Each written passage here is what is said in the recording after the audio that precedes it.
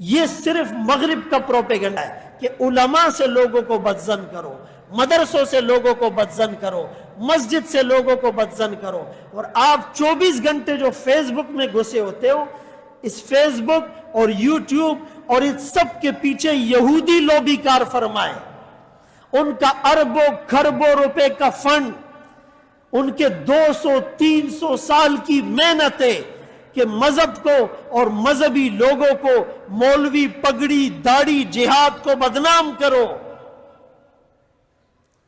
ایک ساتھی کہہ رہا تھا آج کل علماء کو چاہیے چھوٹے چھوٹے کلپ بنائے، لوگ بڑے کلپ نہیں سنتے۔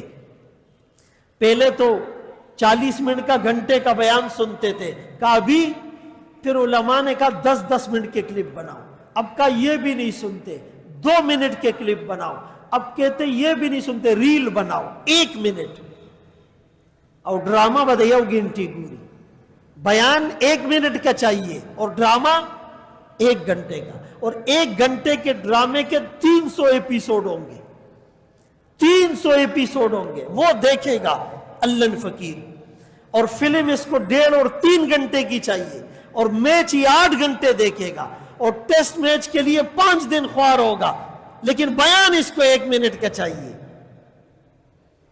او چھے بار راوزی نوائی عاشق رسول، کیسے بنے گی بات؟ 24 گھنٹے میڈیا دیکھتے ہو، مولوی کے پاس جمعے کا 1 دن ہوتا ہے، وہ بھی زیادہ لوگ تب آتے ہیں جب عربی خطبہ شروع ہوتا ہے، چونکہ وہ عربی دان ہیں، یہ لوگ عربی سمجھتے ہیں، یہ نحو صرف کے ماہرین ہیں۔ یہ حال ہے مسلمان کا۔ اس لیے میرے محترم دوستو بھائیو بزرگوں، میرے آقا نے اگر ان علماء کو اپنا وارث کہا ہے، آج 2 ٹکے کا آدمی کھڑے ہو کر کہتا ہے زدہ مولا منم او دان منم، آپ سوچو تو صحیح، ایک موچی اٹھ کر چلا جائے اور کہے کہ دا ڈاکٹر منم او دان منم، ایک نائی اٹھ کر چلا جائے اور بولے یہ انجینئر ٹھیک ہے اور یہ 2 نمبر ہے، ایک ریڈی والا جائے اور کہا یہ سائنسدان ٹھیک ہے اور یہ سائنٹسٹ ٹھیک نہیں ہے، یہ پرکھنا یہ عوام کا کام ہے۔ علماء کہتے یہ علماء حق ہے یہ باطل ہے، شاہ بنا رہا،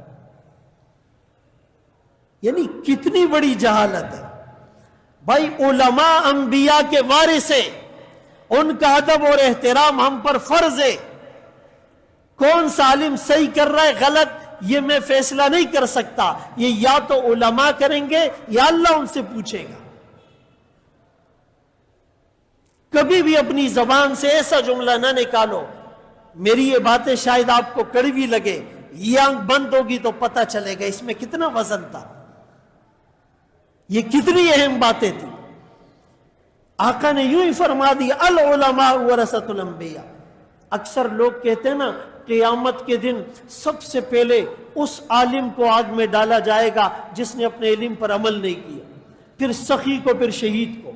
سخی اور شہید تو ذرا آرام سے بولتے، علماء پہ بڑا زور لگاتے اور ڈیر پہ خوشحالی کی۔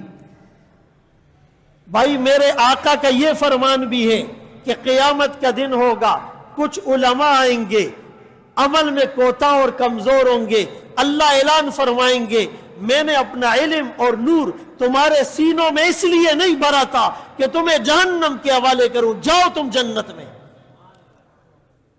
یہ آقا کی حدیث ہے۔ انبیاء کے بعد دوسری صف کس کی ہوگی؟ علماء کی ہوگی۔ انما یخشی اللہ من عبادہ العلماء، اللہ کے بندوں میں اللہ سے سب سے ڈرنے والے کون ہیں؟ علماء ہیں۔ یرفع اللہ الذین آمنوا منکم والذین اوتوا العلم درجات، اللہ کن کے درجوں کو بلند کرے گا؟ علماء کے درجوں کو بلند کرے گا۔ خواہ مخواہ ایک نیگیٹو پرسیپشن، اور جو جتنا علماء سے دور ہوگا وہ دور ہوتا چلا جائے گا، اس کو پتہ ہی نہیں چلے گا میں کہاں جا کے گرا ہوں۔